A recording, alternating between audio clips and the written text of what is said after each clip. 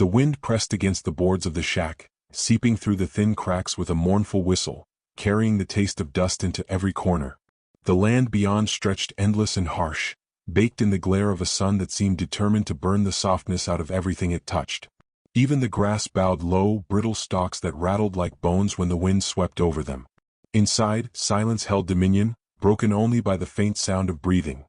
One deep and steady, one lighter, catching as though the child still hadn't learned how to breathe without listening for danger. She bent over the bucket, swollen belly tightening as she hauled water from the shallow well. Each movement was deliberate, slow, careful. The body that had once moved quickly now resisted her every command. Behind her, at the doorway, her boy lingered, his small fingers clutching the frame as though it were a shield. 9 years old, yet his eyes had the guarded look of someone twice that. He watched her in silence, never straying too far, though she often urged him to play, to wander as boys should. But he never did. Not after what he had seen. The memory lived between them, unspoken, carried in the way his gaze flicked to her arms when her sleeve slipped back and revealed a line of fading bruise. He had watched the lashes fall, watched her stumble under their weight, watched her try not to scream as the men laughed. His small fists had clenched helplessly, his voice caught in his throat until it broke into sobs she hadn't been able to soothe. That helplessness had lodged itself inside him, a splinter that festered. It had lodged itself inside her too, though she hid it behind silence. She straightened slowly, breath-catching, and carried the bucket inside. The walls smelled of wood smoke and worn cloth. There was little inside to mark this as a home, just a rough-hewn table, 2 chairs, a bed she and the boy shared, and a box of clothes too thin for the coming winter. But it was theirs, and for that she had clung to it.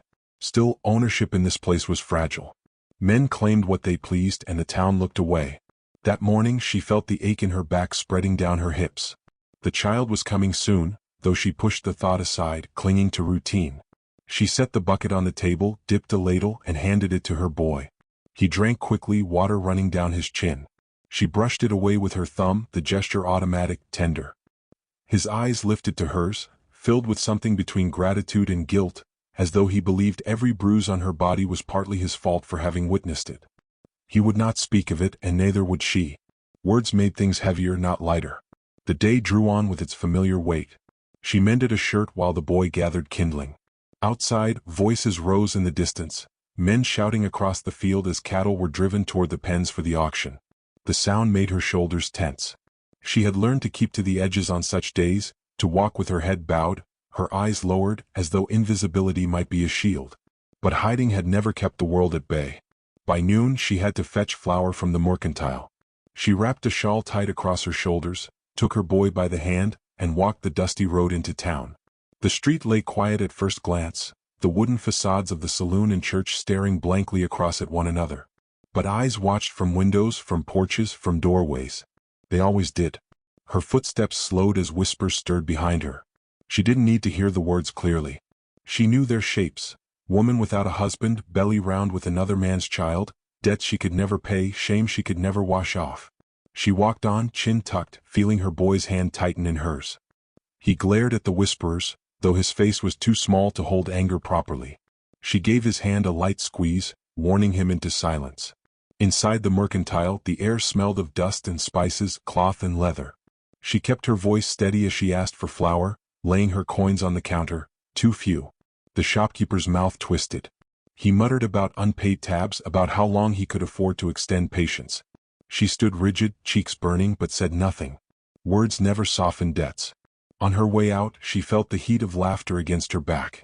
2 men leaned near the doorway, their boots planted wide, eyes lingering where her shawl couldn't quite hide her. One made a show of spitting in the dirt at her feet. The other muttered, "Should have learned her place by now." Her boy bristled, but she tugged him close and walked on. That night they ate sparingly. She gave most of the bread to her boy, watching as he tore at it hungrily, leaving herself little more than a crust. Afterward, she sat at the table with her sewing, candlelight flickering across her face. The boy leaned against her, drifting to sleep with his head on her arm. She felt the weight of him, the warmth, and tried to gather strength from it. Yet strength was a thing that slipped away quickly when men decided they wanted something. The next morning she heard the shouts again, louder this time, the cattle auction in full swing. She thought to keep away, but flour and cloth were not enough. She needed salt, perhaps beans if she could manage.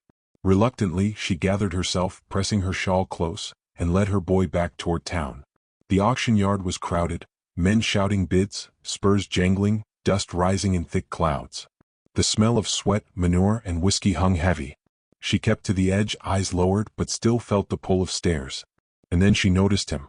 A giant of a man stood near the corral, taller than most, shoulders broad beneath a sun-bleached coat.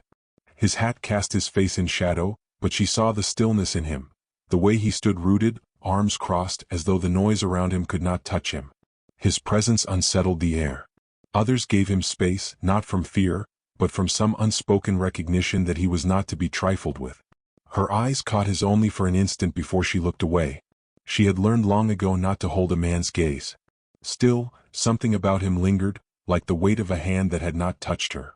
Later, when the auction ended and men scattered to the saloon, she heard her name called sharply. One of the same who had mocked her at the mercantile stepped forward, a slip of paper in hand, waving it like a banner. He claimed she still owed more than she could ever pay, that her shack, her belongings, perhaps even herself, could be taken to satisfy the debt. His words rang loud, meant for the crowd, meant to shame. She froze, the boy clutching her skirt, eyes wide. Laughter rippled through the onlookers. Someone muttered, "Best sell her now before the child comes." Her throat tightened, heart pounding.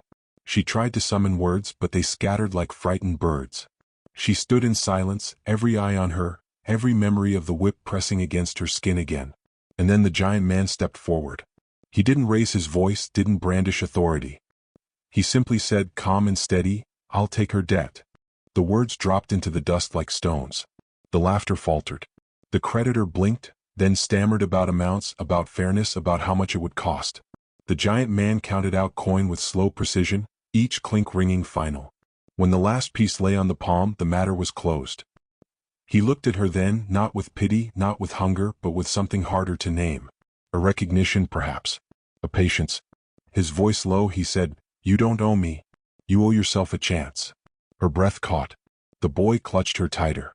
Around them, whispers stirred like dry grass. Sold herself, bought and paid, shameful, foolish. Their voices tangled, sharp and cutting, but none dared laugh outright. Not with him standing there. She stood trembling, not from the man's offer but from the sudden weight of choice pressing against her chest. Pride and survival warred within her. Gratitude cut deep, but so did fear of owing anything to anyone ever again.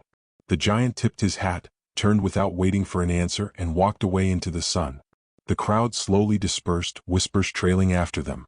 She gathered her boy close, heart pounding, skin hot beneath her shawl. She had been saved from one trap, yet she could feel another opening before her, its shape uncertain. As they walked home, the boy's small voice broke the silence.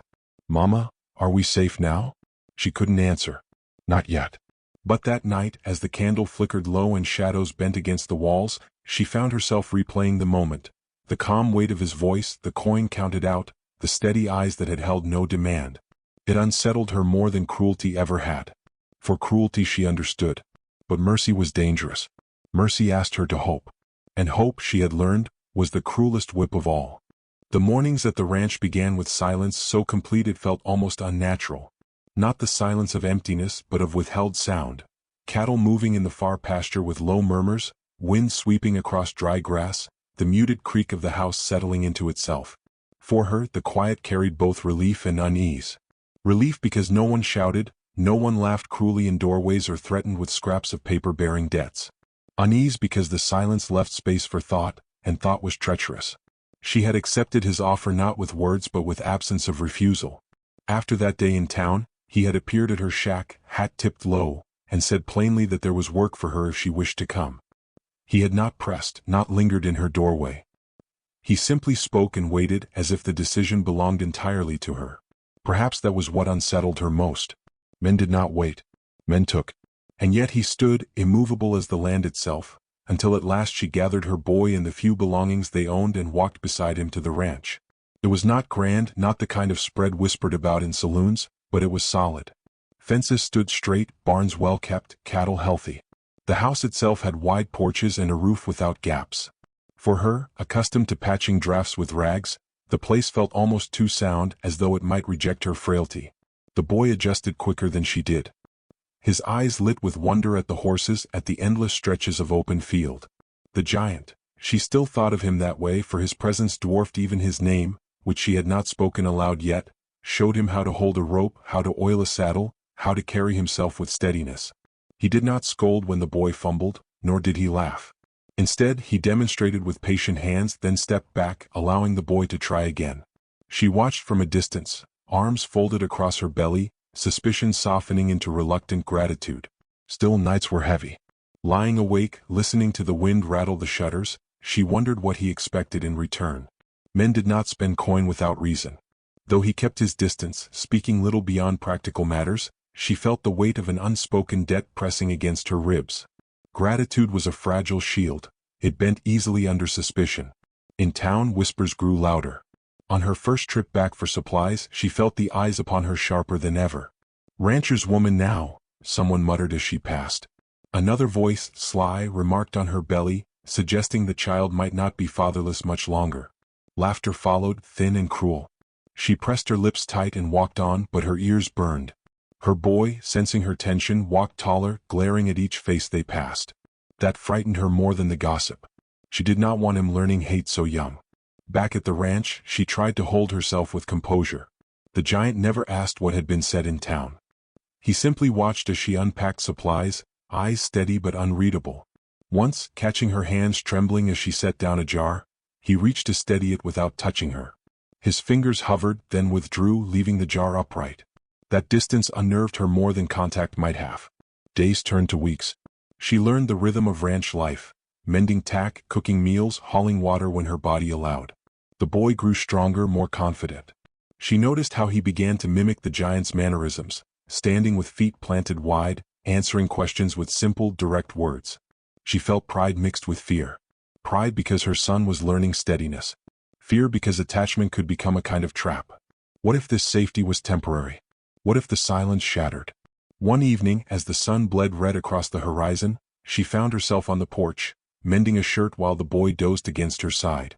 The giant approached from the barn, wiping his hands on a rag. He paused at the steps, leaning against the railing rather than joining her. The space between them stretched taut. At last he spoke, voice low and deliberate. "You don't have to carry every burden alone." She looked up sharply, needle trembling in her fingers. For a moment she thought he had read her mind. But his eyes remained steady, offering no judgment, only a statement. She swallowed hard, unable to answer. Words felt too heavy, too final. Instead, she bent her head back to her sewing. He did not press. He only nodded once, then moved away into the dusk. That night, she dreamed of the whip again, of laughter echoing, of her boy's cries. She woke in darkness, sweat damp on her neck, heart racing. In the stillness, she realized he had offered something dangerous. Not rescue, but partnership. That thought frightened her more than cruelty ever had. Cruelty she understood. But respect was a new language, and she did not yet trust her tongue to speak it. The tension grew sharper when the past returned. The men who had mocked her in town did not disappear. One afternoon, while she walked back from the stream with a pail of water, they blocked her path. Their eyes held the same cruel mirth she remembered too well. One tipped his hat mockingly, remarking on how fine she looked living under another man's roof. Another stepped closer, voice low, suggesting her debts could never truly be erased. The words dripped poison. Her grip on the pail tightened until her knuckles whitened. She said nothing, moving past them, but their laughter followed her all the way home. When she reached the porch, the boy ran to her, eyes wide with worry. She forced a smile for his sake, but her hands still shook. That evening, while she cooked, she felt the giant's gaze on her. He asked no questions, but his jaw tightened, his silence heavy. She realized then he had likely known, had probably seen the men lingering on the road. Yet he did not storm after them. He did not draw a gun or throw threats. Instead, he waited, letting her choose whether to speak. The restraint unsettled her even more than confrontation would have. Later that night, when the boy slept, she found herself standing at the window, staring into the dark fields. The giant was out there, walking the fence line, lantern swinging at his side. His figure moved steady, deliberate, unhurried. She pressed a hand to the glass, not sure whether she wanted him to remain distant or to come closer. The following days carried an unspoken tension. She avoided town, kept to the ranch, poured herself into work she could manage despite her swelling belly. The boy continued to thrive, shadowing the giant at every turn. He came in one evening with dust on his cheeks, proudly showing her a knot he had learned to tie. She praised him softly, heart aching at his joy. He deserved laughter, not whispers. He deserved safety, not fear. Yet she could not shake the feeling of eyes watching, of danger circling closer. The men would not let go so easily. They had taken once, and men like that always tried to take again. One night, the weight of silence broke. She sat at the table, candle flickering low, her boy asleep in the loft above. The giant entered, boots heavy on the floorboards. He set his hat aside, looked at her with a gravity that made her chest tighten. "You're waiting for me to demand something," he said, voice even. Her hands stilled on the fabric she had been sewing. She could not meet his eyes. "Aren't you?" He shook his head slowly. "I don't take what isn't given."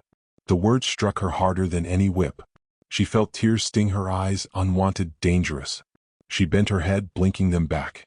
"I don't know how to believe that," she whispered. He said nothing, only remained standing there, presence steady as the earth beneath her feet. The silence stretched, but it was not the silence of accusation or expectation. It was space offered freely. When he turned to leave, she found herself speaking without meaning to. "When they whipped me," she said, voice breaking, "he saw, my boy. He saw everything. And I couldn't stop it. I couldn't protect him from seeing." Her confession hung in the air, raw and fragile. He paused, hand resting on the doorframe, then lowered it slowly. He did not speak words of comfort, did not offer pity. Instead, he stood there, still, listening, holding the weight of her truth without flinching. That, more than anything, unraveled her. For the first time in years, she felt lighter for having spoken. Not healed, not safe, but no longer alone with the memory. When he finally stepped out into the night, she remained at the table, tears streaking her face, candle guttering low. The house was quiet, the boy safe above, and outside the steady rhythm of boots on earth told her she was not, for this moment, abandoned. Yet even as relief crept in, a deeper dread stirred. She knew men like those in town would not let her peace endure. They would come again, louder, bolder, until something broke. The thought chilled her, but another thought, even more dangerous, kindled faintly in its shadow. Perhaps this time she would not face them alone. The days shortened as autumn deepened, skies painted in bruised purples and sharp golds. Frost whispered at the edges of dawn, clinging to the wooden rails, crisping the grass until the sun dissolved it. She felt the shift inside her body too, the child restless, pressing low, reminding her that time was narrowing. Each movement grew heavier, each night more restless. Yet alongside that weight, something unexpected had begun to grow, an ember of steadiness kindled by the quiet presence of the man whose roof sheltered her and whose silence respected her. The boy thrived. His laughter came more easily now, sometimes startling her when it rang bright across the yard. He followed the rancher everywhere, carrying buckets half his size, listening intently to every word of instruction.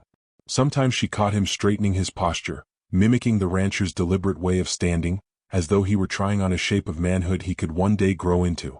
It frightened her, this devotion, but it warmed her too. Safety, it seemed, was teaching her son to live rather than merely endure.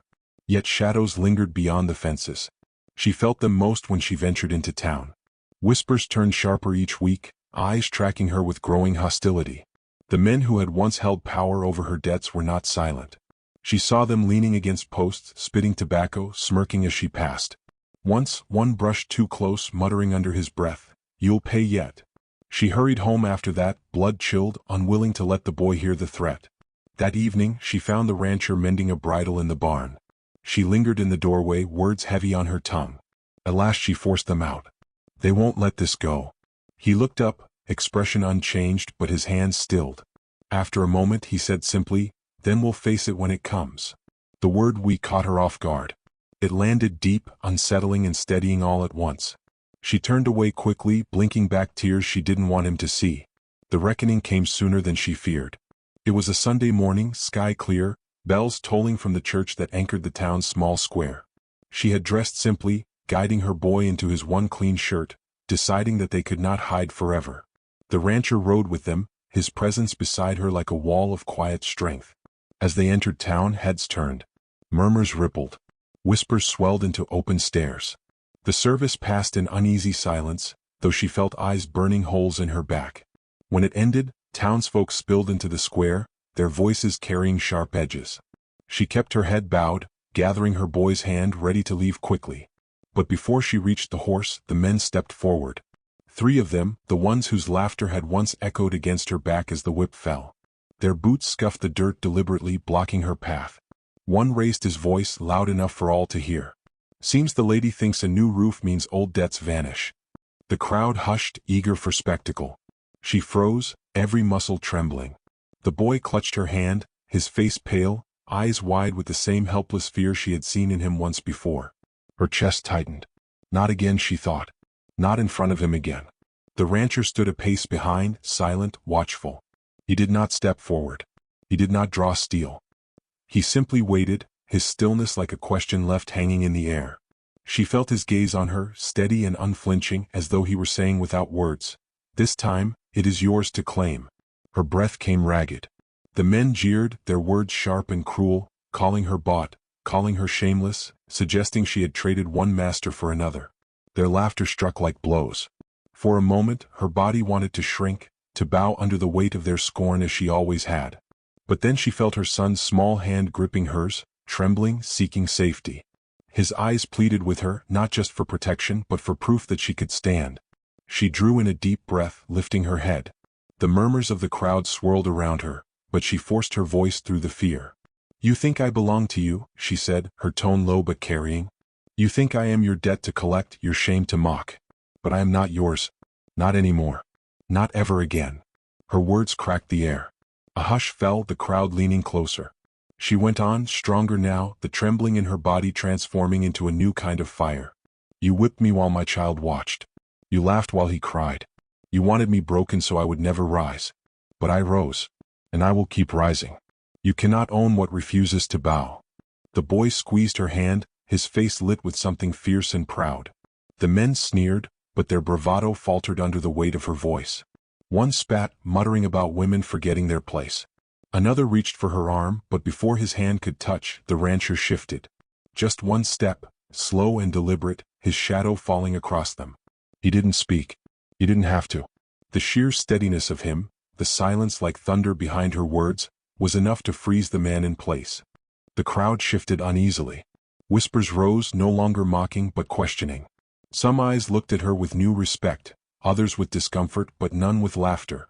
The men hesitated, their bluster crumbling. At last, muttering curses, they stepped back, retreating into the edges of the square. She stood tall, heart hammering, but she did not lower her gaze. For the first time she had spoken not as someone waiting to be rescued, but as someone who could no longer be broken. The rancher's quiet presence had been there, yes, but the words had been hers. The silence that followed felt vast, charged. Then her boy's voice, clear and strong, broke it. "That's my mama." Something in her chest cracked open then, something long locked away. She felt tears sting her eyes, but they were not tears of shame. They were tears of release, of something like freedom. The rancher touched his hat lightly, the faintest gesture of acknowledgement. Not claiming her, not protecting her, simply recognizing what she had done. Then he turned, guiding the horse forward, waiting for her and the boy to join him. They left the square in silence, the crowd parting to let them pass. Behind them, whispers stirred, shifting tone. Some were still sharp, bitter, unwilling to let go of old cruelties. But others carried something different: respect, awe, maybe even shame at their own silence. On the ride home, the boy sat straighter than she had ever seen him, pride radiating from him. She felt his small hand slip into hers, not seeking safety this time but offering it. Her throat ached, her heart both heavy and light. At the ranch, evening shadows stretched long across the fields. She dismounted slowly, body aching from the weight she carried, but her spirit steadier than it had been in years. The rancher walked beside her, silent as always, but his presence was no longer a question. It was an answer, one that did not demand, did not claim, but stood steady. Later, as she stood by the fence, the boy chasing fireflies in the yard, she pressed her scarred hand against the rough wood. The wind swept over the fields, cool and clean, carrying no laughter, no threat. She breathed deeply, eyes closing. Her scars still ached. The child within her still pressed, demanding space. The world beyond the ranch still carried whispers that might never fade. But she had spoken, she had stood, and in that moment she had claimed something no whip, no debt, no gossip could ever take. The rancher joined her at the fence, not too close, not too far. They stood side by side in silence, watching the boy's laughter scatter into the dusk. She glanced at him once, meeting his steady eyes. No words were needed. Respect lived in the space between them, quiet and unbroken. The horizon stretched wide before her, painted with the last gold of the setting sun. It looked less like an ending now, more like a beginning. And for the first time in years she felt not just survival in her chest, but dignity. Earned, fragile, indestructible.